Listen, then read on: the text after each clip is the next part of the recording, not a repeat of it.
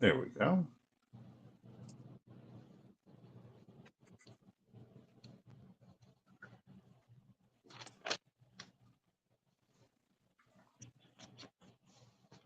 My main computer's taking its sweet time Mm. going to the countdown. We might end up skipping this because it's locking up. Okay, good. We're just going to skip this. We're going live. We're going cold. Uh, Welcome, everybody, to another exciting episode of Under the Dome. I'm your host, Alan Ulrich, here with Bob Rose. It is the first week of the season already. I watched college football this weekend, a little bit, not a whole heck of a lot.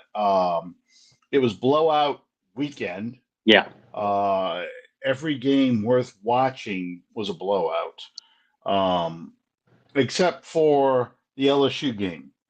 Hmm. And I tell you, I thought and this is not going to be a big LSU show, but I thought at 7 minutes and some odd change, when they stopped USC about midfield, when they went for it on fourth down, I saw this game's over.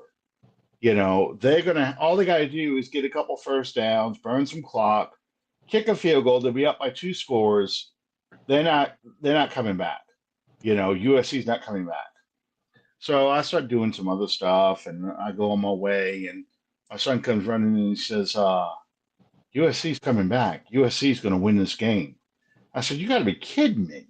I said, "Yeah, they couldn't handle the blitz. I mean, they were blitzing right up the middle, and they couldn't handle that." And sure enough, yeah, they found a way to lose. Which I think that's if there's a problem with Louisiana sports teams, that's it. They find ways to lose games that they have no business losing. Yep. USC had some good players. USC made some good plays.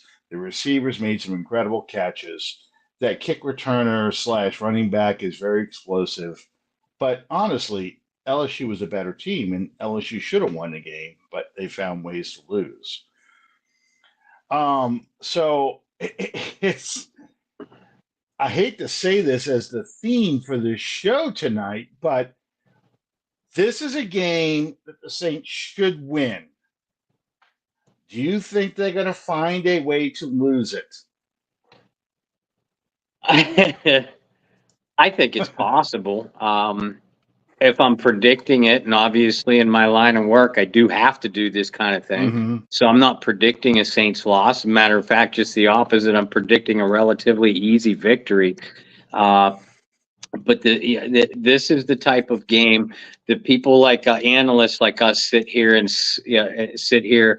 say what we're about to say about it. Dennis Allen needs this game. Derek Carr needs this game to stave off Absolutely. the wolves that are at the rioters at the castle door. So Mm-hmm. because they need this game so badly, and mainly for that reason, and it's a divisional game and easiest game on their schedule by far through the first 7 or 8 weeks. For all those reasons, that's why they could lose it. Um, Yeah. and we've seen this out of Dennis Allen teams the last 2 years, exactly this kind of thing. Uh, we saw it from even Sean Payton teams in 2014, 15, 16.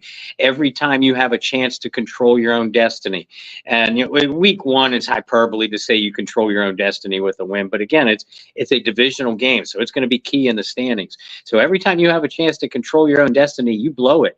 Yeah. And so, this is the type of game that Dennis Allen Saints have lost in the last 2 years. So for that reason alone, it worries me.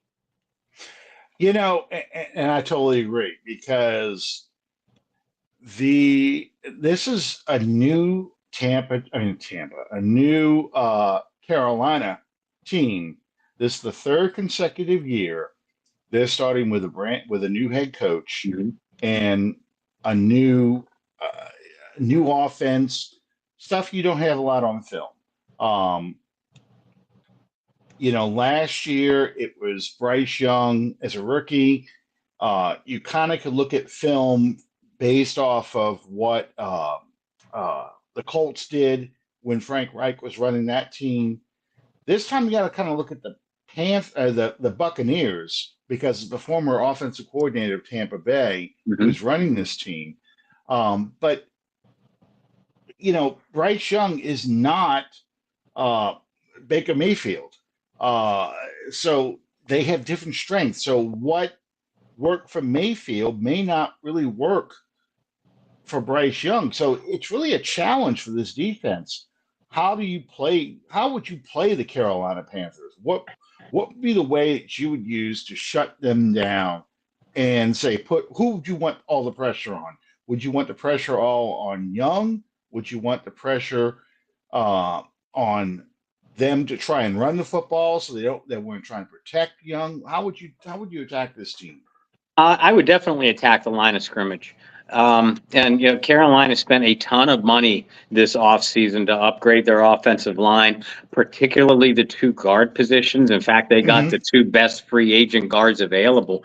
Kind of the Drew Brees strategy that Sean Payton always employed. You have a shorter quarterback, so you need to give him line of sight from the pass pocket. To do that, you need better guards than you do tackles. And Sean Payton teams, those early Payton Breeze teams, almost always had better guards than tackles, as you pointed out several times.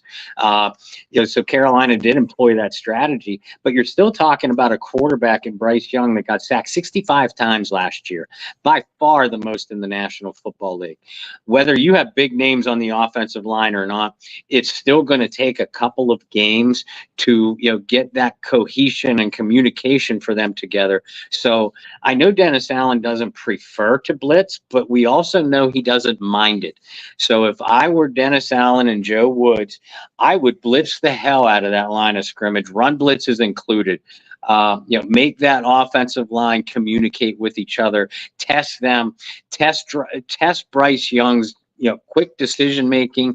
Not only as a second-year quarterback, but as a quarterback who's also going to be throwing to three predominantly brand new pass catchers. So test that communication. If you're run blitzing, you're daring them to beat you with play action.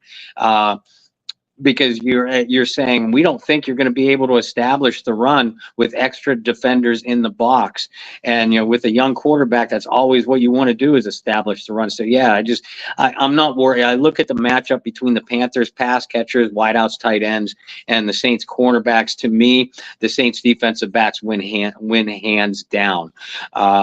We saw how disruptive the Saints defensive front could be during the preseason, and we all got very excited over it. So I would plan to extend that kind of strategy and that kind of success into the regular season. And that's interesting thing you said earlier. The Panthers have three brand new pass catchers. Um, Xavier, we just talked about this right before the air. Xavier Legette is the one that's on the Panthers. Mm-hmm. He will be. They're going to try and groom him to be the big play threat. Yeah. The guy who's going to stretch the field. So chances are Marshawn Lattimore is going to probably be matched up against him. Lattimore missing most of training camp, almost all of training camp, and then magically getting well this week. Do you think Lattimore's up for that challenge? Because he usually has trouble with speed guys. He likes to deal with physical guys. Yeah. Because that's more his kind of game. Yeah, it Is is. that a good matchup? I mean, assuming Lattimore is healthy, I think he'd do fine. I actually, and I'm not going to vehemently disagree with you. I'm only going to mildly disagree with you. The Panthers traded their best cornerback the last 2 years, to the Steelers to get the Steelers' top wideout, Deontay Johnson. Now, Deontay, more of an intermediate guy, possession guy, not real big, but likes to play real physical. If Lattimore is going to shadow anyone, I have a feeling that that's who it's going to be, because Paulson Adebo, conversely to Lattimore, and I agree with what you said, Lattimore has had some struggles with the quicker, shifty speed guys. Paulson Adebo has done pretty well against those kind of guys. And for that reason, I think either a Debo or a Lante Taylor could be on Leggett early. I could see Deontay Johnson being shadowed by Lattimore, only because Deontay is the more experienced of the two top wideouts. Because as you said just before we went on the air, Adam Thielen's still on this team, Saints killer Adam Thielen. But he's what? He's almost my age now. Thielen at this point still a very good football player, but more like a number 3 guy. So I don't think Adam Thielen at this point in his career is good enough to to beat you by himself. The Saints are going to want to take Leggett and Deontay Johnson away first. But I have this feeling that if Lattimore is going to shadow anyone, and maybe it's nobody, but if Lat's going to shadow anyone, I have a feeling it's going to be Deontay Johnson. Yeah, because I think that's how the Panthers think they can kind of get the pressure off of Young is, throw the ball deep, make that defense fear the deep threat. Mm-hmm. So he's less likely to blitz, and then he can start throwing it underneath. Right. Letting Leggett kind of run clear out patterns, kind of open that defense up. And then also, if they can get the passing game going, try and hit them with quick, traps inside, draw plays, inside running plays, and get the Saints in, say, their NASCAR package and be able to run the football. I think that's kind of where they want to go. Defensively now, the Saints offense versus the Panthers defense. Are we talking the movable object versus the resistible force here? Did you say movable versus resistor? Yes. Yes. Sorry. No, I just want to make sure I heard you right. We talked about it before we went on the air. I've written about it, and made this tongue-in-cheek remark more than a few times. I love what the Panthers did in trying to surround their young quarterback with a better supporting cast on offense. But in typical, insane, unthinkable Panthers fashion, in bringing in your offensive pieces, you basically gutted your defense, which finished 4th in the league in total yardage last year. Yeah. You lost Brian Burns, Frankie LeVou, Dante Jackson, Jeremy Chin, and Von Bell. And you replaced them with aging players or players that have never reached their potential. So we know the Saints are going to need to establish the run, but we also know they have big questions on the line of scrimmage. Now, unlike teams later in the subsequent weeks on the New Orleans schedule, Carolina doesn't have that one pass rusher that just makes you terrified for Derek Carr's safety anymore. Brian Burns is gone. Jadeveon Clowney, in my opinion, always overrated, but at this point also an aging player. DJ Wanham banged up. Ashawn Robinson, more of a run stuffer. Derek, what the hell's his name? Derek. Help me out. Derek Brown, more of an inside guy. So Derek Brown is not going to test Fuaga or Penning on the edges. He's more of your inside guy. So because of that, it wouldn't surprise me if the Saints did a lot of rollout plays against the Panthers, tested that big but questionable athletic front line that they have, and really test their secondary. But to be able to roll out effectively, you need to establish the run so that way you could do a play action fake and kind of freeze those linebackers from chasing the quarterback out of the pocket. That's where it gets to be a little bit of a question. Are the Saints going to attack the Panthers off tackle? Are they going to try to hit them up inside? What kind of role is Alvin Kamara going to play? Is it going to be different, slightly different, more of a McCaffrey type role like we think? Just so many questions about this Saints offense coming in, not only on the field performance-wise, but what kind of strategy is Clint Kubiak going to unveil in week 1? We know what kind of offense he likes to run, but how much are we going to see that in week 1? Yeah, I think we're going to see a lot of bootlegs, honestly. I think we're going to see a lot of bootlegs. I think we're going to see a lot of moving pocket kind of stuff. Sound like Hank Stram here, but yeah. Basically, the stuff that will get Carr away from the pressure, away from Jadeveon Clowney, if he's going to be matched up against anybody, I could see them trying to match him up against Penny. Yes. Just to exploit that, because I think I'm not worried about Flaga. I think the guy is ready for prime time already. Me too.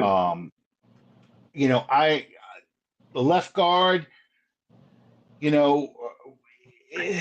I think it'll be okay. If Flaga can hold his own, I think McCoy can help out the left guard enough that we won't see that, and we might be a left-handed team. Ruiz is going to be Ruiz. There's going to be plays he looks like an all-pro. There's going to be plays he's going to look like an undrafted free agent who has no business being out there. Hopefully more of the former than the latter. It's really Penning. And if the Saints run on Penning's side and let him primarily run block and stay in second and third and short, I think Penning will be okay. Yeah. I think where they get in trouble with Penning is if they start getting holding penalties, false starts, motion penalties, and they have incomplete passes, they fall behind schedule, and they get behind on the down and distance. Then they get into more of a we've got to pass situation. And I think that's when Penning gets in trouble, because now they can start blitzing. Now they can start stunting against him and using his size against him.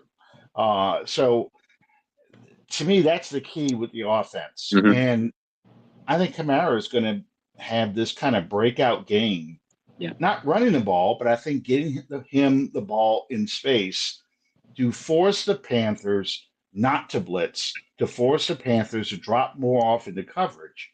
And I think that's where you're going to see a difference. You're going to see Carr bootleg and throw it to Kamara, or you can see Carr pitch it to Kamara. You're going to see a lot of shifting and things like that.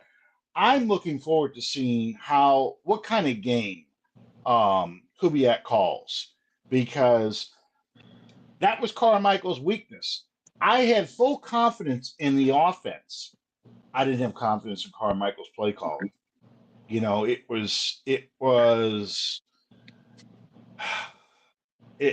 always use this example, but it was a guy who had access to Madden, and what he would do is he found about 5 or 6 plays he really liked, and he ran them every week. And eventually the computer starts figuring out what you're doing, and they take that away from you. And that's when he would get in trouble. Yeah. So I think Kubiak, he's going to be on the sideline. They try to make a big secret out of it, but he's not. He's going to be on the sideline. Yeah. And, because Kamara basically said, I want you on the sideline. I just think this is going to be a big game for Alvin Kamara and Taysom Hill. I think the two of them will have a good game. Saints receivers against J.C. Horn. There's his dad, Joe Horn, right there. J.C. Horn and the rest of the Carolina secondary. How do you feel with Shaheed, A.T. Perry, and Olave versus the Carolina Panthers secondary? Oh, man, I think Olave and Shaheed, again, assuming the Carr gets the time that he needs, I think Olave and Shaheed, if healthy, that's more of a Shaheed comment. If healthy, they could have a big day. I love J.C. Horn, that. Loved him clear back in college. He's still had some growing pains. Injury has held back his development, but the Panthers are banking on him taking that next step. Because, again, they traded Dante Jackson. They brought in Dane Jackson from the Bills, who's had his own injury woes, including being on IR right now. So outside of J.C. Horn, they have a nickelback in Troy Hill and, a third, fourth cornerback kind of guy in Michael Jackson that they had to trade for after Dane Jackson got hurt. In other words, this isn't the same kind of Panther secondary we've seen in the past. Xavier Woods, more of a run stopper, kind of limited at safety on the back end. Jordan Fuller, very good safety. But when you're one good safety and the other team is flooding the zones that you're in. There's only so many guys that you can cover, right? So yeah, and again, that's the kind of thing that Kubiak offenses like to do. They like to flood your zones. When you play off coverage, they like to flood your zones. With trip receivers, and then have those trip receivers all split in different directions. Unlike the Carmichael thing, where you constantly have 3 and 4 guys around the play at the same time. So I think. I think Olave, Shaheed, and Juwan Johnson too, could be primed for big games. Because I agree with what you said. This game has this contest has a big game for Alvin Kamara in space written all over it. But the Panthers know that too. The Panthers, they don't have Frankie Lavue anymore. Josie Jewell is a significant athletic downgrade, so they're going to have to come up with ways to contain Kamara in space. Doing that probably means dropping an Xavier Woods or somebody like that down into the box, which means you're now leaving a single high safety with Rashid Shaheed, A.T. Perry, who, say what I'm a big A.T. Perry fan, but the ones that aren't will be critical that he's inconsistent. Well, even the critics of A.T. Perry have to admit he can make plays down the field. So you come at me with single high coverage. When I have Olave, Shaheed, A.T. Perry, and an athletic tight end in Juwan Johnson, I like my odds if I could keep my quarterback upright for at least 3 seconds. And that's the key again. I think as long as the Saints can stay ahead of the schedule, they can stay in second and third manageable. I think that is the key to getting the Saints to win this game and to execute this offense. I think if they fall behind schedule, that's where they're going to run into problems. I think that's when Carr goes down a lot. I think that's when you see pressure. They can't run the football, a lot of those issues. So to me, the first quarter and a half, if the game is a 6-3 kind of game and both offenses are struggling to move the football, it's going to be a snoozer and really difficult to sit and watch this game. Yeah. But if Carr gets protection and he starts moving that ball early and they jump on the Panthers early and put a lot of pressure on their offense to keep up, like this is going to be a shootout, guys, and this is what you're going to have to do to stick with us. I like that matchup because I think that's the kind of matchup the Panthers can't play. They cannot play that kind of game. Not yet. They need to be able to hang around and see if they can win a 10-6 kind of game, 13-10. That's the kind of game they can win. They cannot win a shootout. They just don't have the offensive firepower. Well, I agree with that, but the Saints don't have the offensive line to win that kind of shootout either. Right. So, the Saints don't want to get in that game either. But going by what you said, if I'm Dennis Allen and I have the defense that I have, I want to make teams feel like they have to get into a shootout to win because I like my chances then. Getting into an actual shootout is definitely problematic because you can't protect as we've said before, you can't protect Carr well enough when you have to drop back and pitch it. But if you make other teams feel like they have to match you score for score, at that point, not only can you dictate the pace of the game with your own offense, but you have to love your chances with the defense that you have, which a lot of us feel could be potentially elite. Exactly. I think this is the kind of game that you see a Chase Young really make a statement.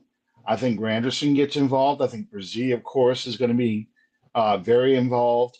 We didn't talk much about him last week, but the guy they brought in from Washington to play defensive tackle while Nathan Shepard is out. How do you feel about him getting some snaps and in the rotation? I like it. Because Ridgeway is the antithesis of what we think Brian Byrce is going to be. Byrce is a good early down player, but if you're looking for an interior pass rusher out of your defensive tackle rotation, he's the guy. So as a result, it's all the more important that you keep those interior rushers fresh late in games. To do that, you need run stuffers on early downs, or at least to rotate on early downs, and especially in short yardage and goal line situations. That's Ridgeway. That's Christian Boyd, the 6th round pick that they have. Those are just big body, gap stuffing, guys that tie up 2 and 3 blockers just because of their sheer mass. Ridgeway is not going to get many quarterback sacks. In fact, I think he has a half sack through a 3-year career. But he is the kind of guy that's going to be able to, a Malcolm Brown type of guy that the Saints was so valuable to the Saints a few years ago. Just a guy that's going to be very, very good against the run on early downs and goal lines. And if you pass the ball on them when he's in the game, he's just good enough to push your pocket backward and tie up a couple blockers to leave someone else, one of your edge guys, in one-on-one situations. So when they traded for Ridgeway, it didn't take me long to find the film on him and watch him. It just kind of nodded my head. I'm like, that's the guy that could really make some quiet noise in this rotation. Absolutely. And I like him coming off the bench behind Brzee and behind. I still like not Nathan Shepard. Saunders. Thank you, Kalen Saunders. I still like him. I realize he's limited in what he does. I still think we're going to get a 99 fullback touchdown at some point this season. But, I just like his personality on the team, and I like him getting into the rotation, get him into the mix, and let him see what he can do. I think Nathan Shepard, on the other hand, is going to be one of those silent guys that you're not thinking much about, but he is really going to cause some havoc in the middle and tie up a lot of things, getting Brzee one-on-one snaps, getting especially Chase Young one-on-one snaps. Is that kind of how you see this?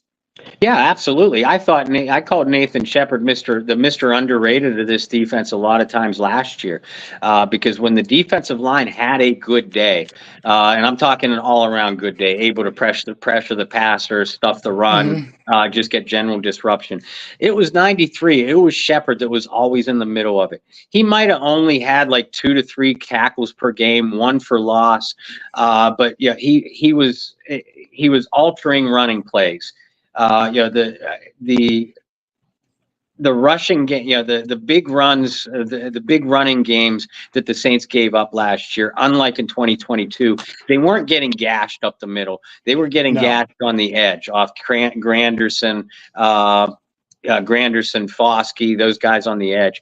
The inside guys were doing their job, and that include, we know what kind of rookie year Brzee had, but Nathan Shepard, was every bit as effective. And like I said, there's a reason why I call him Mr. Underrated for this front seven. Cam Jordan, what role do you see Cam Jordan on this defense right now? I think Cam's going to play a big role on this defense, but it's kind of shifting. It feels like it's shifting more into a leadership role. I would be absolutely shocked and frankly a little bit worried for the productivity of the team if Cam was playing his usual 75-85% of the snaps. He's not that kind of player anymore. I think that's why they went out and got a Chase Young. I think that's why they went out and got a couple big bodies for the interior, because ideally they'd like to, Cam's still going to start. He's still going to play a lot of early downs on the edge. But as the game wears on, don't be surprised if we see an end combination of Granderson and Chase Young to open up a series, and they'll save a Cam for a third down. They'll move him inside. They'll set him up for the NASCAR packages that you're so fond of. Cam's not quite a specialized player yet. Or a role player yet, but it's sort of heading that direction, and I think that's a great thing. First of all, for that to work, Granderson, Brzee, Chase Young, they all have to play and play well. But if they do, then you can limit Cam's snaps, and by doing so, I believe it's going to keep him healthier and it's going to keep him fresher. late in games, late in the season, where we're Hmm. so used to, for over a decade, we would just expect number 94 to make a play deep into the fourth quarter to change momentum, to stop a drive. Well, the last couple of years, Cam dealing with injuries too, but Cam hasn't been making those plays. I think he's now in a position to do so if those other guys that we're singing the praises of can stay on the field and can play well. Yeah, I was just going to say it's a 17-game season now. I think Cam is in a position now where he cannot play 75, 80% of the snaps for 17 games. It just, his body will not hold up. But I think him coming in, obvious passing downs where he can get that one-on-one matchup, get to the quarterback as he still has that closing burst. I mean, one of Yeah. the things that people need to remember is that he had an ankle injury, and that was part of the reason why he was so limited in his effectiveness when he was out there.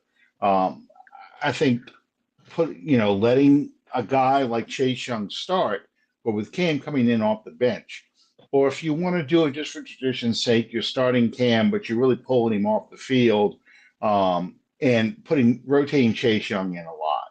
I think that's what they really want to go with. I think Mm-hmm. that's really what the focus is on this defense. I think Cam's fine with that. I think Cam's attitude is whatever I can do to help the team, and secondly, whatever I can do to be a more effective player. I've got the accolades. I've had the Pro Bowls. I got the sack lead. I've got all those things. At this point now, I just want to do what it takes to win a game. Yeah. And I think that's where they are in his point of his career too. He wants to finish his career as a Saint. Mm-hmm. You and I have talked about this several times. He has a future in broadcasting.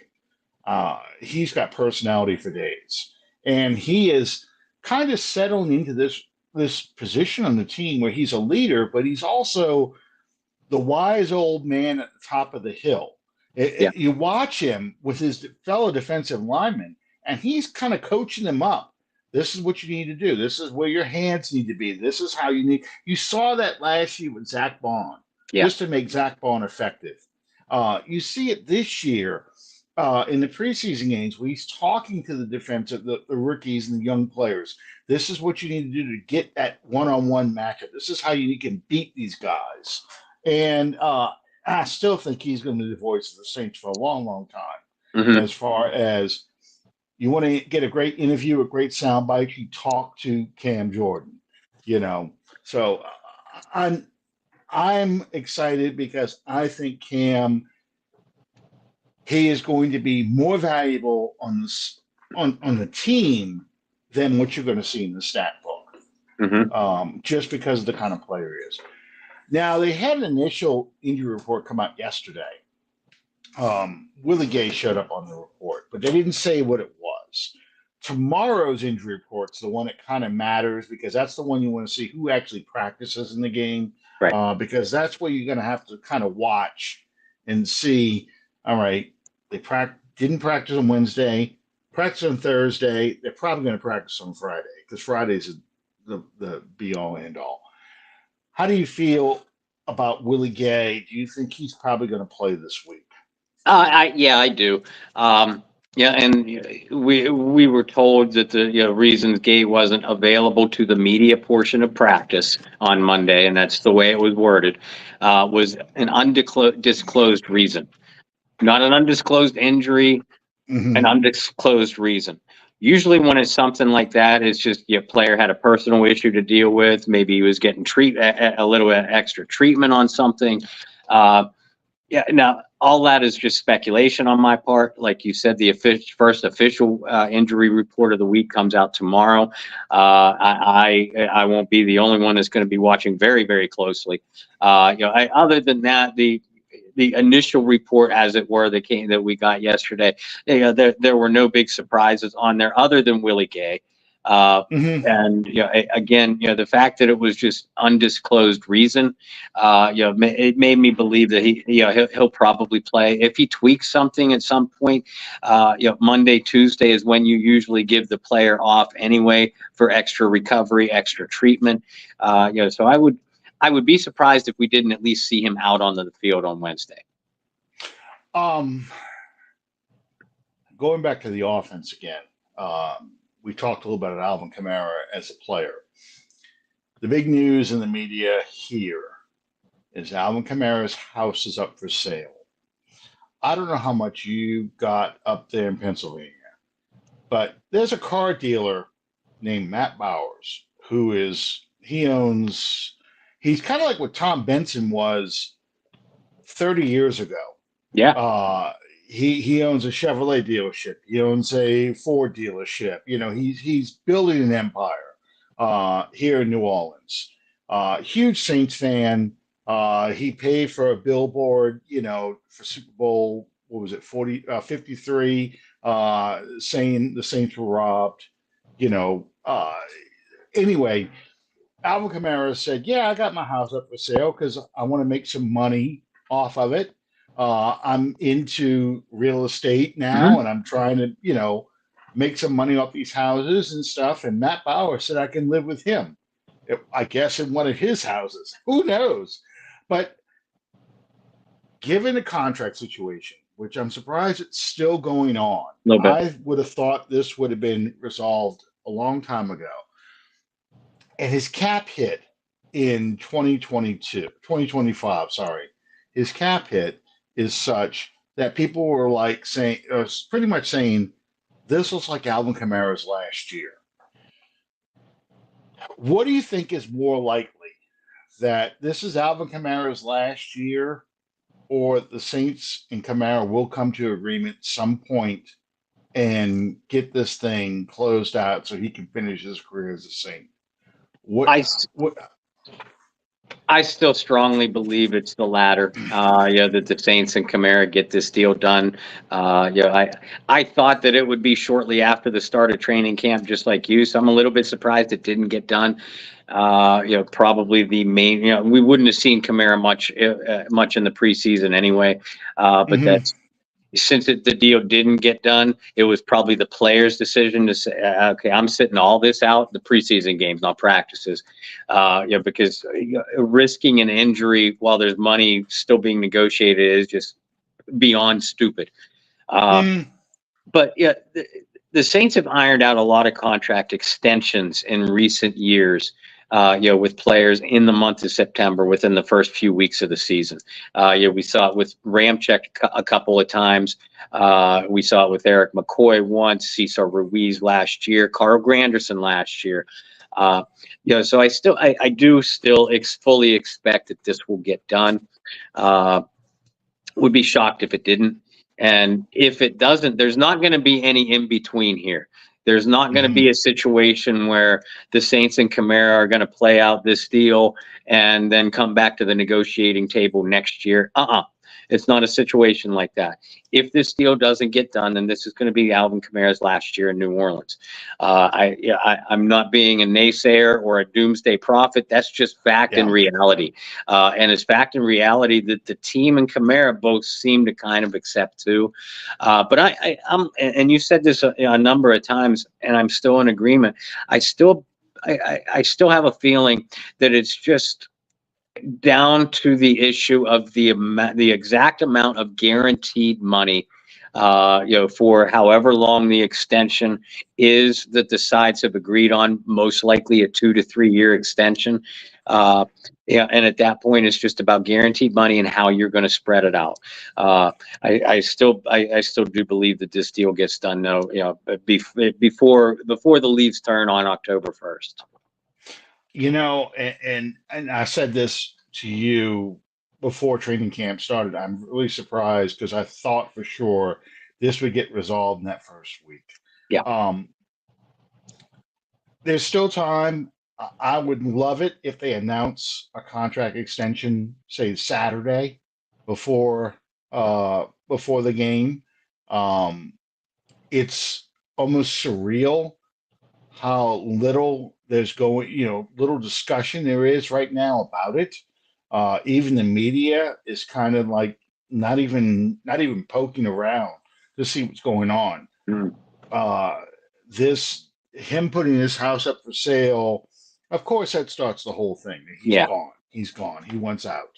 You know, uh, Loomis sort of addressed it when he said back in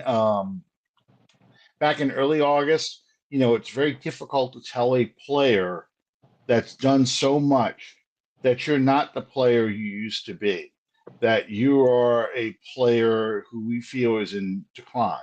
And that And statement worried me a little bit, by the way. mhm, sure, absolutely.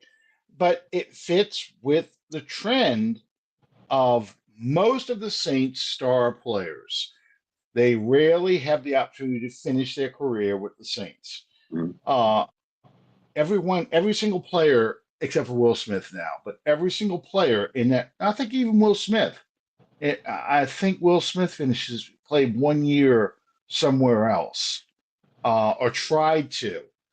I No, think I he don't was on remember. some. I think he was on someone's roster as a linebacker, and he did not finish it. Want to say it's Buffalo. That's what just keeps coming back in my mind.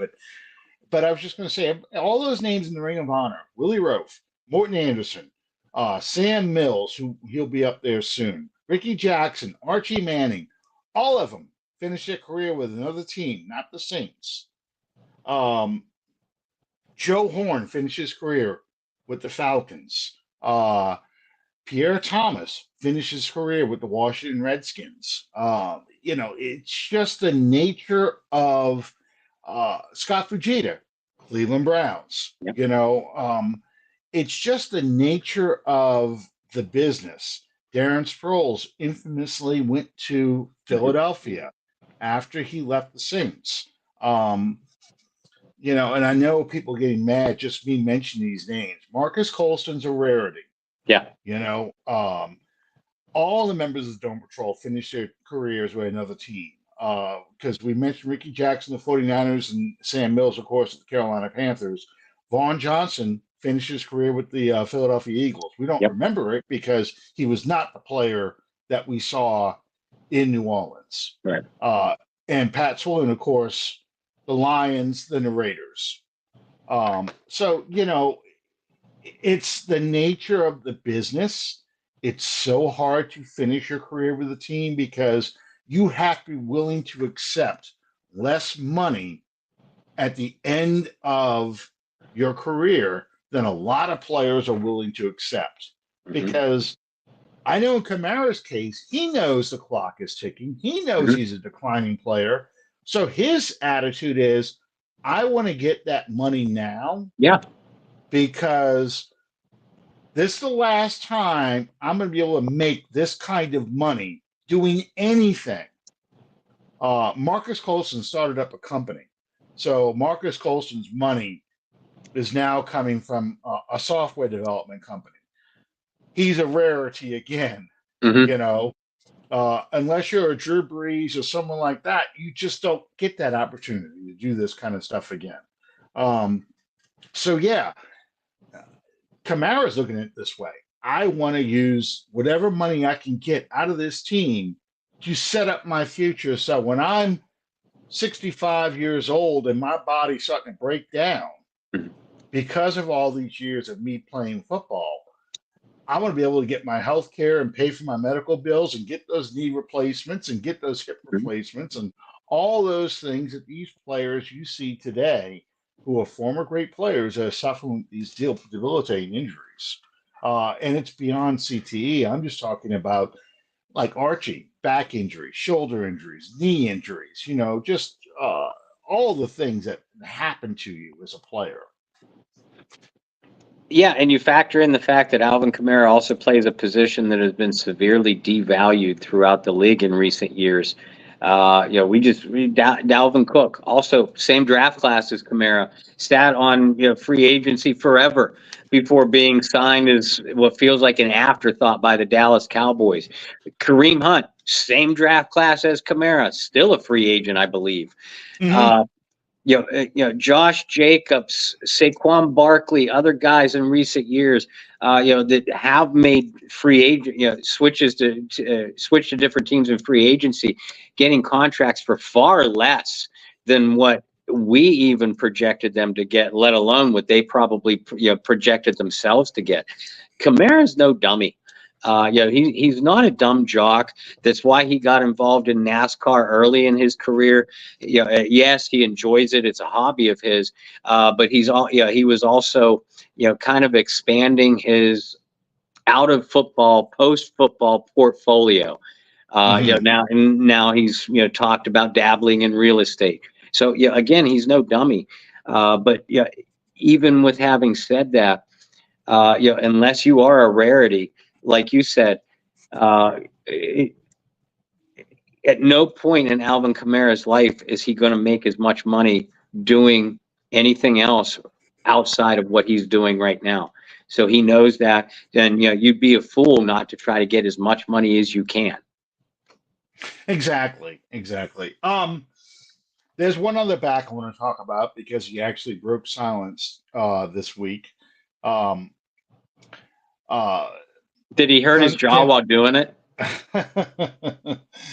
Kendre Miller came out and his pull quote was, MFers are doubting me,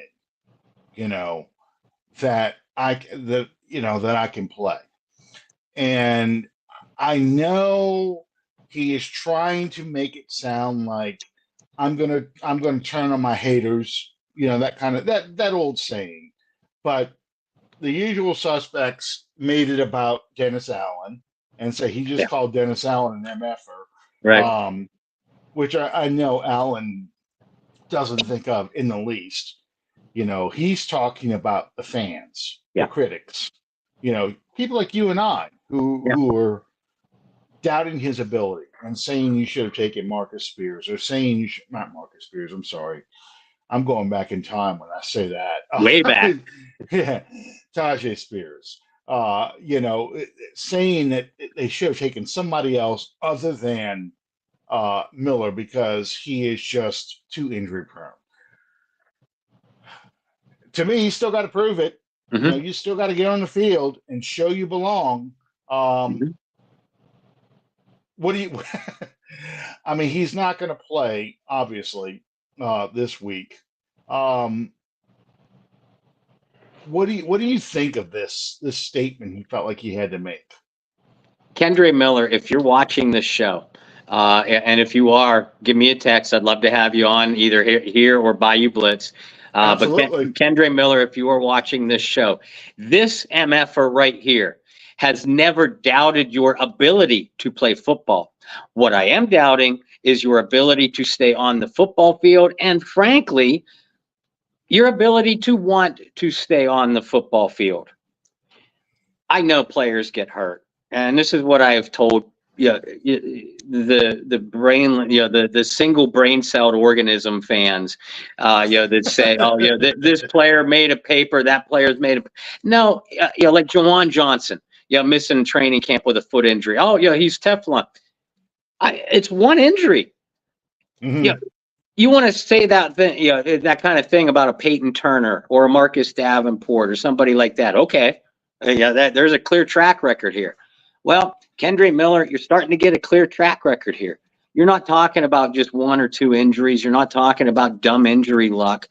So when those kind of things start to happen, it makes you doubt what your own preparation is.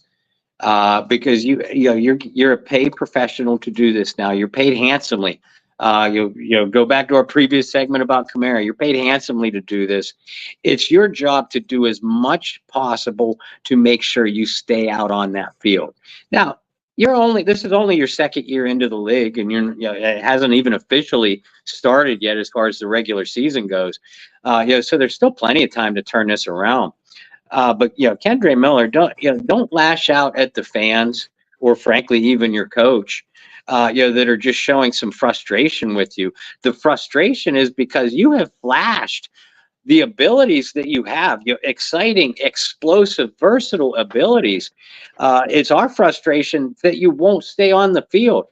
So don't prove us wrong. Prove your own history wrong. Period. Absolutely. Well, it's funny, and Derek Carr was just in the background, and it just reminded me of this. Derek Carr didn't miss a single game Hmm. last year, and he got knocked out of about three of them. And there were a fair amount of fans who felt that he should have sat for a couple of those games. Some of them were Jameis people who wanted Jameis to go Yeah. ahead and Wally pip him. There are people who want uh, Spencer Rattler to Wally pip him, so they want him to go down. But he's a guy that's gone out there with all those injuries that he got last year and the beating he took, and came out every week and started the games Hmm. and played the games. And even when he got injured, tried to get back in. Hmm. And obviously, concussion protocol, you can't. Yeah. Um, so if you're a liked player and you're able to do that, then fans like it. If you're a disliked player and you keep coming back out there, they get kind of like, no, it's time for you to sit down for a while, Yeah. And heal. Uh, You're you know, you're hurting it, the team by being out there. yep, You're being selfish. You're this and that. And meanwhile, in the same, next paragraph, Kendra Miller just doesn't want to play. He can't play with pain. He won't play hurt. Pick your battlefield because you can't battle both. exactly. That's exactly it. Um, Boy, I'm sorry. As we've been on this show, and I hope this isn't the case. We should still be good, but I my computer is just losing it with the broadcast. Hmm. Um, it looks like we've been. Yeah, look at this. Okay, all all my comments have not been showing the whole game on the whole broadcast are now suddenly popping up. Um, I hope you. I don't think you guys. Okay, I don't think you guys have any problems. I'm looking at this thing.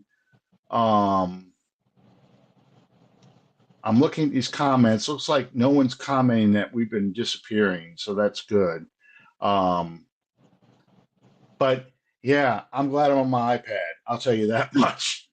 And my microphone is coming.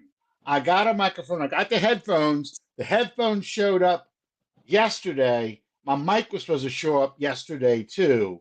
It did not. It's now coming on Thursday. So you're going to be able to hear me a lot better. It's been a bitch. I'm sorry. It's been a bitch for me to get a microphone for this iPad because it's got a certain connection Hmm. and all the mics are really set up for laptops, not for iPads. And I've got one that's good for a phone, and it should match up to this, but we'll see. We'll see. So I'm going through the comments right now as we're talking, um, making sure you guys haven't had any problems. Looks like you're all good. Anna was talking about preach, Bob, preach. So I don't know what what's being said. Here we go. Uh, oh, we got a Falcons fan who jumped in here. Look at this. Yeah, Bryce is at his best. He's not afraid to take off running, but I think this is why we brought up Willie Gay. Hmm. I think William Gay being healthy and playing, Yeah. that's the key to stopping the running quarterback. Take away his escape lanes. That's really the key to stopping all these running quarterbacks. The defensive line has to take away the escape lanes Yes. because that's how they get us. Um, all four defensive linemen too often have decided meet at the quarterback. They all go where he was, not where he is. It's like John Madden. Uh, as long as somebody, yeah, give me where's that meme? Seconds before this post was made, the guy lighting a crack pipe. You ain't sweeping anything. Justin Simmons is going to pick six Carr, okay? But your defensive line ain't going to stop. Isn't going to be able to stop Taysom Hill. Taysom Hill is y'all's kryptonite. Yeah. So forget this. But okay, I'm jumping over and just trying to grab some of the comments real quick because, like I said, the laptop is just a disaster right now. So we talked about Miller, we talked about Kamara, we talked a little bit about the offense. I had something in mind, and I just lost it because the Falcon fan stuff started popping up here.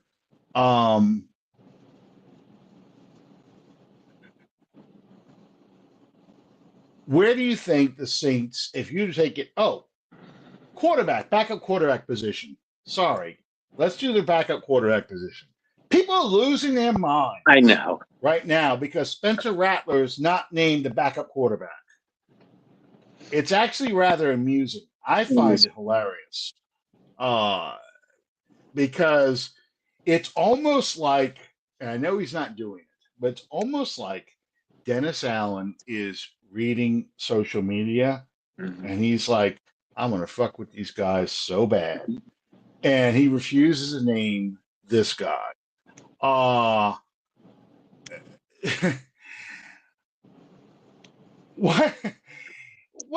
is your take on this? I've got a few opinions on this. I've said a few things on Twitter about it too, but what is your take on this? I'm like you. I find it hilarious, but I have better things to do than get in the middle of it. I don't know if you've noticed or not, Alan. I have gone out of my way all off season to write about anything and everything but the quarterback position in any way, shape, or form. I don't want to touch it. I'll mention it in different team articles, as I will this coming week when I preview this game against the Panthers. Because you have to. But it's a backup quarterback, folks. And I borrowed your saying, your phrasing of the ABC people, anybody but Carr, the ABDA people, anybody but Dennis Allen. Where no matter what these guys do, they could go 16-1, win the Super Bowl, and a lot of the ABCs and ABDAs will not be happy. I'm convinced of that. Absolutely. There's a conspiracy theory going around, that Dennis Allen is trying to protect Derek Carr's ego by not letting Spencer Rattler be the backup quarterback because he feels so threatened. Miss me with that shit. I don't want to use the R word because I'm sensitive to that.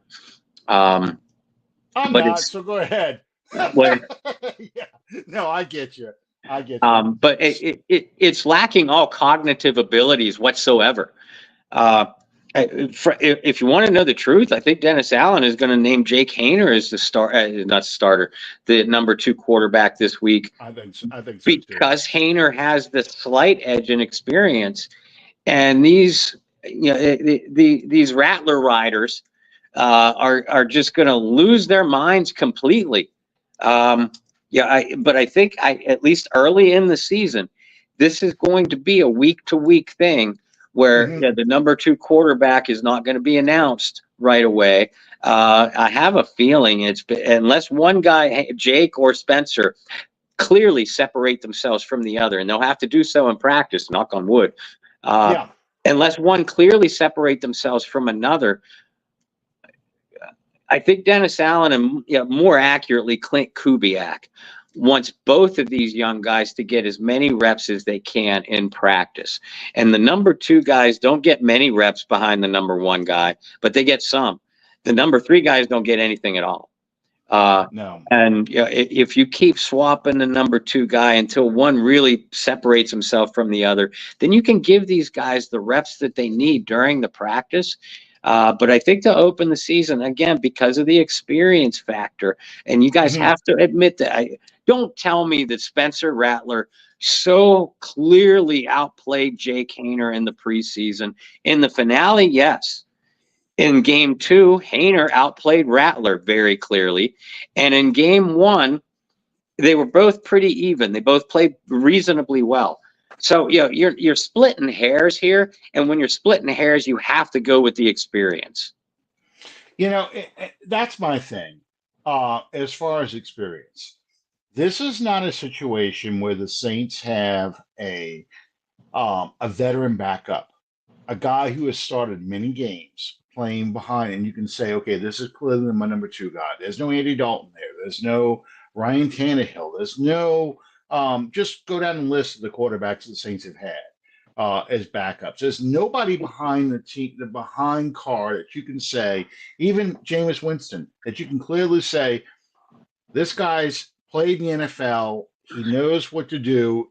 I feel comfortable with him just taking mental reps and Mhm. being good to go. I think Allen is just pushing these two guys to prepare like you're going to be the starter. And I want you guys to think every week that you could possibly start this game. Yeah. Um, And I like because, it. I like the yeah, competition. and he's really playing them off of each other too, because neither one of them have ever started an NFL game. So really, while Hayner has the quote unquote experience for being there a year for preparing, he's really pushing these guys to, I want you guys prepared to be a starter. I want you guys to be prepared to come in and you're going to play.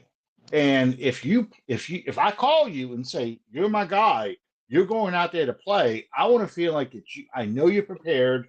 I know what you're going to do out there. I know I can run the full offensive package. I don't have to take plays out because these are plays you're not comfortable with.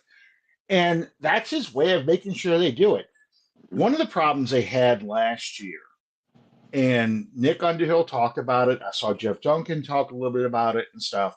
One of the problems they had last year was they had some young players who didn't turn on their iPads at all at home, or I'm sorry, tablets, Microsoft tablets. I have to use the right terminology here because Apple does not sponsor the NFL.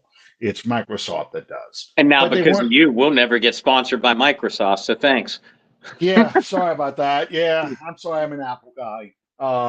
But yeah, so basically, I think this is one of the ways that Allen is trying to get these guys to take preparation seriously by basically saying, you know what, any minute now, I can say, you're out there, you're up, you're up.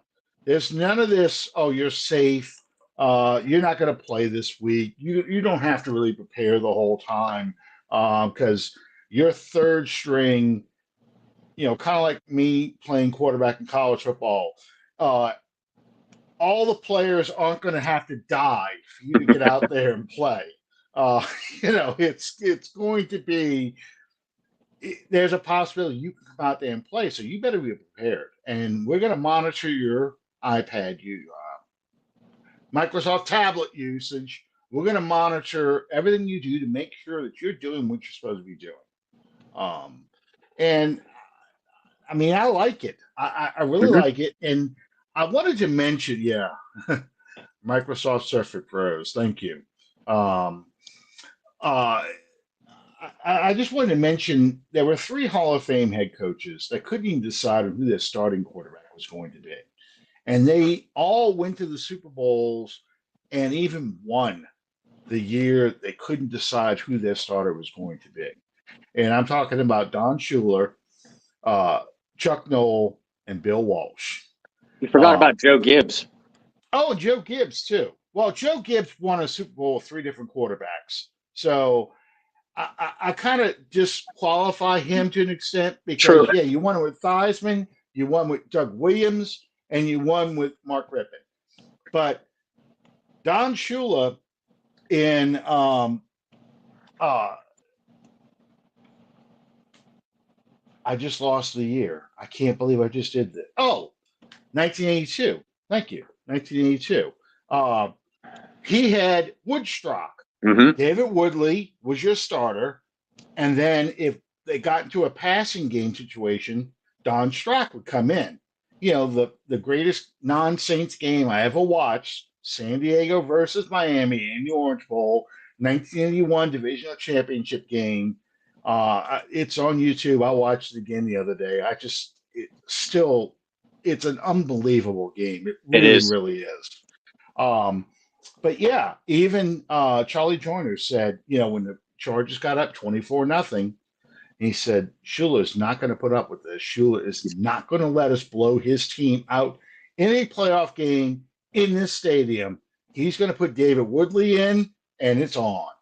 It's going to be on. And sure enough, ending with the hook and lateral right before halftime, now it's 24-17. The Dolphins are back from the dead, and then the game really becomes an epic. Mm-hmm. But yeah, Shula he didn't feel confident enough in David Woodley, ex LSU quarterback, didn't feel confident enough in David Woodley just to turn it all over to him. Yep. He would throw in Strock when the games got tough. So he had no real number one. He had two number ones. And then he went and drafted Dan Marino, 2 months after that Super Bowl, by the way. Yes, he did. He did. Well, he fell right to you. What are you going to do? Yeah, it's not like you go into the draft planning that, but yeah, that's right. You can't pass that up. The idea that Dan Marino is going to last all the way down to the defending AFC championship team, the Miami Dolphins. The next team that's picking after that is the Redskins. Mm-hmm. So yeah, you can't pass that up. But and Dr. Z infamously saying, "Where's he going to get this coaching to turn into a great quarterback?" One of those things you never want to repeat again. I think he Dr. Z, of course, has passed away, but I think he's always regretted having that footage thrown back in his face. But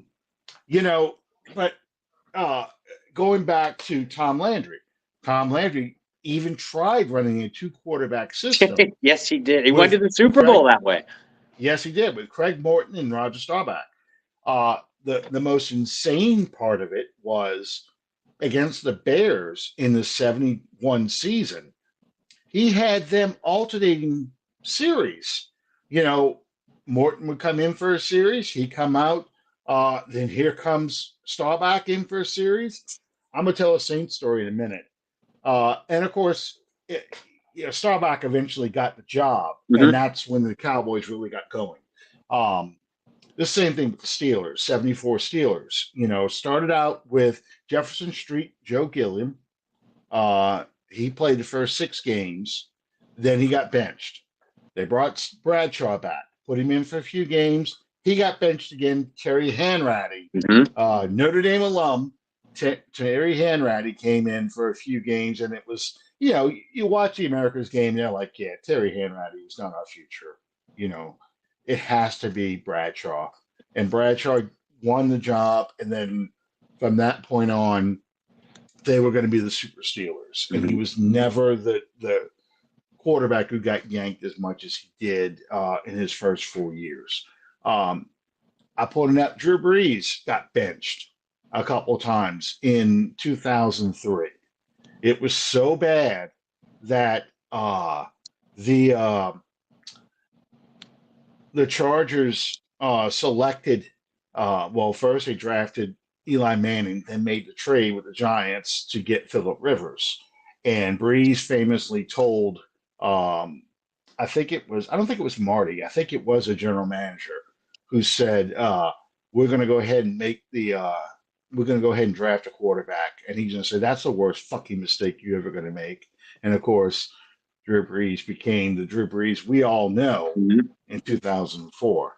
But the Saints story I was getting ready to tell, this is 1985. Yes, it's 85. Because Earl Campbell was on the team. No, it's got to be 84. I don't remember when George Rogers was traded.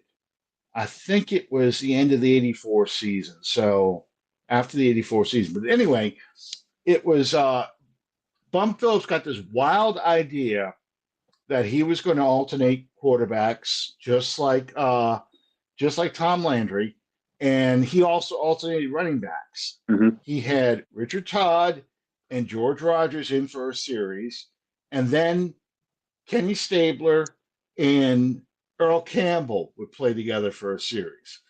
It was a complete cluster. The Saints lost badly. It blew up in the faces of everybody.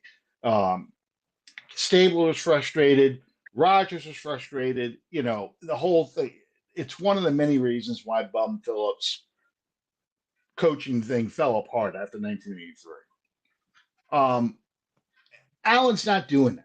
No. Okay. When he's got a backup quarterback, if for some reason Carr is knocked out of a game or Carr is injured and is going to miss a few games, it's not going to be a situation where, okay, we're going to play Hayner and then we're going to play Rattler. He will make a decision.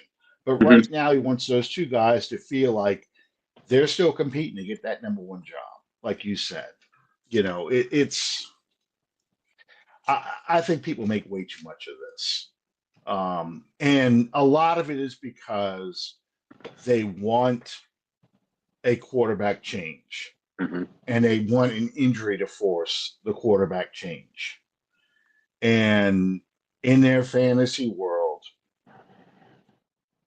Carr gets injured, Saints are down, Rattler comes in and looks like Dan Marino, or for those of you who are probably even younger, looks like a young Michael Vick kind of guy, runs around, makes big plays, and then now Allen has a decision he's got to make. Do I play Carr or do I play Rattler?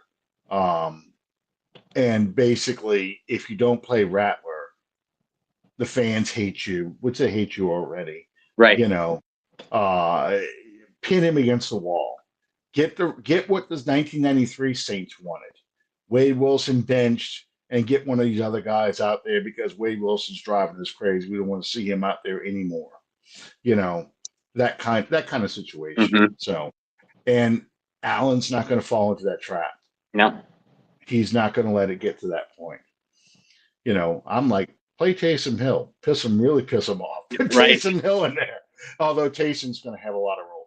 That's the last question I've got for you this evening before we make our predictions for the game. Um, Taysom Hill's role. How do you see Taysom getting used in this game? I know when the unofficial depth chart was officially released today, Mm-hmm. Taysom was listed at tight end. Mm-hmm. Guys, don't make too much out of that. You have to list Taysom Hill somewhere. I think it affects fantasy football managers more than anybody else. Yeah. I still believe that the bulk of Taysom Hill's role is going to be in the backfield.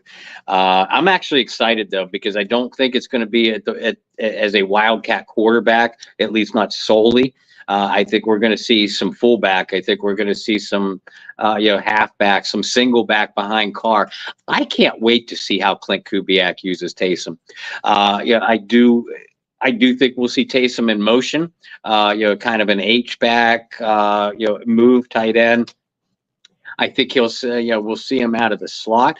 I think that Clint Kubiak is going to use Taysom Hill in a lot of different ways to see how this defense, Carolina's defense, will react to him.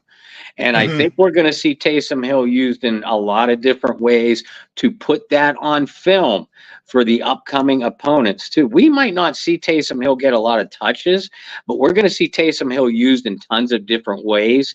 In tons of different positions to put it out there on film for excessive usage in upcoming weeks. So like I said, I would not be surprised if we didn't see a lot of Taysom Hill touches, but we're going to see a lot of Taysom Hill snaps. That's for sure.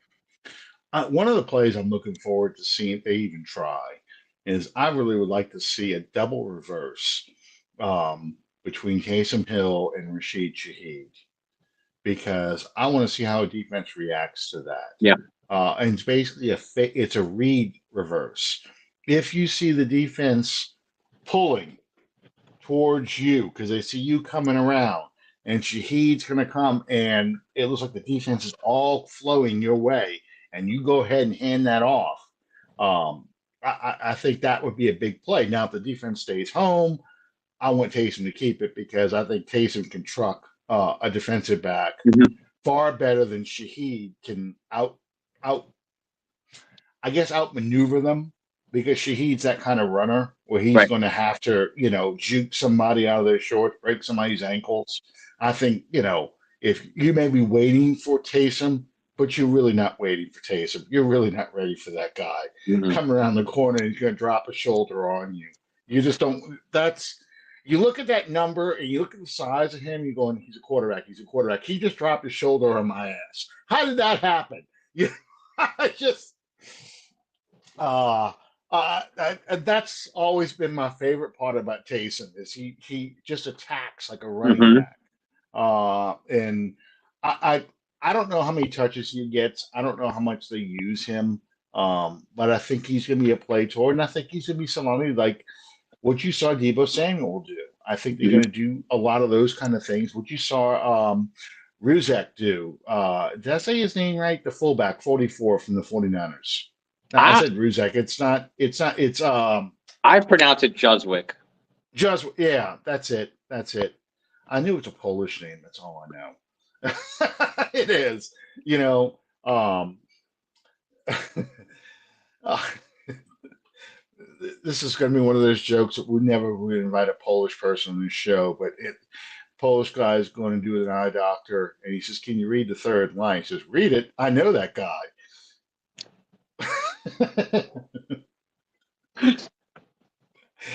It's politically incorrect, but I can tell that joke. It's not offensive. It's actually rather amusing. I've told that to Polish people. They do find that very funny. They get a laugh out of the spellings too. Um, Bob, last thing, what kind of final score do you think we're going to see out of this game? I think the Saints are going to win by a couple of scores. I don't. I don't see the Saints going crazy and putting 35 plus points on, but Yeah. I don't see New Orleans completely shutting out Carolina either. That's rather unusual for a season opener. But I see the Saints defense controlling the game. And I do see New Orleans moving the ball and having some struggles in the red zone, and not in the red zone when they get on the Carolina side of the 50. The same kind of struggles that we saw last year. I think we'll see it for different reasons, though. Again, this is a new offense, new system, new terminology. Players, coaches, still getting to know one another. So there's going to be some growing pains. I would rather have it against a team that's going to be one of the worst teams in the NFL. And sort of get some of those kinks out early in Mhm. week one. But yeah, I still think the Saints control this relatively easily. If I'm going to be forced to put a final score out there, I'll go somewhere in the neighborhood of 27-13. I'm about where you are. I'm about 20-10 kind of game. I don't feel that. Yeah, I don't feel that Carolina's got a very good defense. Right. I think the Saints. To me, the Saints offense can't shoot themselves in the foot. They can't. They've got to stay ahead on the schedule. Stay on schedule. They can't get behind and down the distance. All those sort of things. I think as long as they do those things, I think they got a great shot of winning this ball game easily. But if they let Carolina hang around, it can get scary. Yeah. So I'm going 20-10 as well. I know you got the Bayou Blitz tomorrow, Mhm. and you're going to pretty much do the same thing that we did tonight. But do Mhm. you have anything else coming up on the Bayou Blitz? We'll have an injury report to talk about. Again, we don't expect any major surprises, but we shall see. We'll start to delve into some individual matchups. I know Brendan likes to do that. X factors, who has the advantage when this position versus this position, that kind of thing. And we do plan, the Bayou Blitz plans on doing a pregame show and a postgame show in most Saints Sunday games this year. So we're still finalizing the times for that because we will have sponsorship and things like that. So we're still finalizing the details, but we are going to put out a pregame show and a postgame show nearly every week, schedule permitting. But yeah, tomorrow we're gonna do a lot of what we did tonight: matchups that concern us, X factors, and injury report as well. Yeah, and I got my good, bad, and ugly that I will have after the game. It'll probably be that evening, but my good, bad, and ugly. So yeah, a lot of Saints coverage. It's now game week. I can't believe it already. Be 40 years now. I've been watching Saints games. I can remember 74. I think was my first game I went to. So yeah, 40 years. The first Saints game I vividly remember was Monday night, 79 season against the Raiders. Oh God. I know, right? Oh God. Oh man. I've told this story a million times. I'm not going to keep you much longer, but I mean, I went to bed. It was 35-14. I just saw Ken Bordelon pick off that pass and run him for a touchdown. And like I said, my dad used to keep the newspaper on the kitchen table, you leave the kitchen light on over the table. And I remember getting up. He was gone by that morning. I got up, walking to the table, and he had the sports page laid on top of the front page, and just in big letters, they lost. And I kept looking at it like, how did this happen?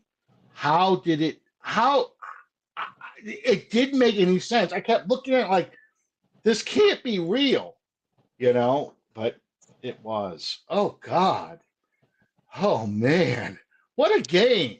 And Right? you still became a Saints fan. You explain it. I can't. I love Wes Chandler and Chuck Muncie. They were an easy Yep. team to fall in love with. I wore number 42 on the playground ball because of Chuck Muncie. Yeah, absolutely.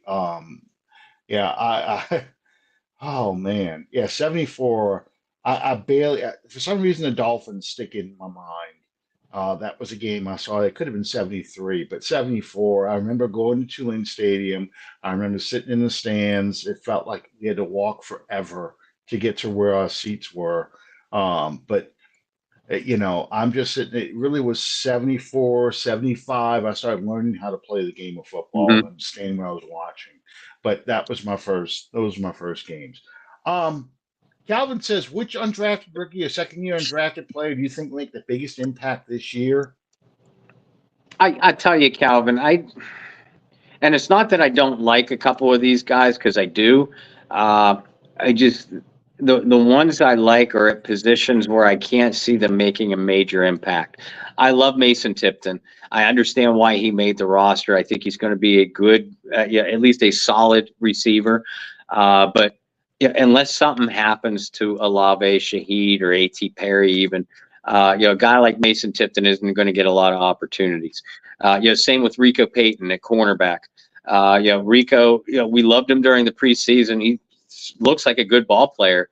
And I know, like our friend John Hendricks has called him, made the Isaac Yiadom, comparisons. Well, Rico's also sitting behind guys like named Marshawn Lattimore, Paulson Adebo, Alontae Taylor, and now Kool-Aid McKinstry. So, Rico's not going to get a big chance.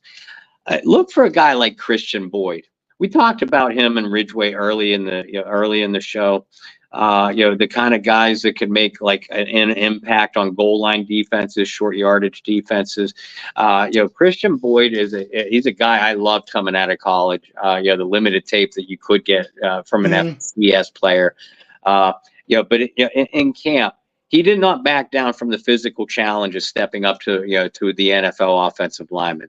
So I think Christian Boyd, Kyle Hergel on the offensive. You're looking for an offensive lineman to step up. Kyle Hergel started playing really well late in the preseason. So I guess I'll tentatively go, with the two linemen, the 6th round pick Boyd, and the undrafted, O lineman Hergel. Yeah, if I had to pick somebody, I would probably say Tipton, but I haven't seen him play yet. So I think the new kickoff rules kind of benefit a guy like Tipton. Yeah, 'Cause I think they want to, get him out there in space and let him get some speed and see if he can get past that first wave and make a big play. But I got to see him out there. Um, this is a strange year because we're relying on a lot of older players or veteran players to really step up. Not so much undrafted guys, not so many rookies this year. Um, in the second year players, the draft from last year, Brzee, I mean, outside of him, the rest of those guys, it's kind of like we talked about Miller. That was a guy we thought was going to have a breakout year. He's not even going to see the field till maybe week 6, week 7. yeah, Um, Miller, Foskey, Saldiveri. These guys got to show me something. mhm. A.T. Perry flashed last year, has flashed in training camp. Now you got to be consistent. So, Yeah, those guys just got to step up. yeah. So it's hard for me to pick a second year player. Brzee the only guy I can think of, and I think Brzee is going to have a great year. I think Brzee is going to be a guy that you're going to, somebody, Jeff Duncan. God, this is going way too long. But Jeff Duncan brought Yeah. up a whole list of I'm sorry, a whole list of players that are playing for other Saints teams, and I'm just going, yeah, but do you really miss a lot of these guys? Onyemata, do you really miss him? I mean, yeah, they used to be good players, but not anymore. Right. So uh, yeah, it's just these are the guys I want to see what they do. So, um, anyway, cigarette time for Bob. He's really stuck it out with me. I kept him about a half hour too long. Um, it's the first game of the season. We'll talk more, obviously, next week. We'll break down the results of this game, preview the Cowboys game. But in the meantime, first week of football. Thank you for sticking with us. Thank you, Bob, for staying awake long enough. And we'll see you next time under the dome. Good night, everybody. Right.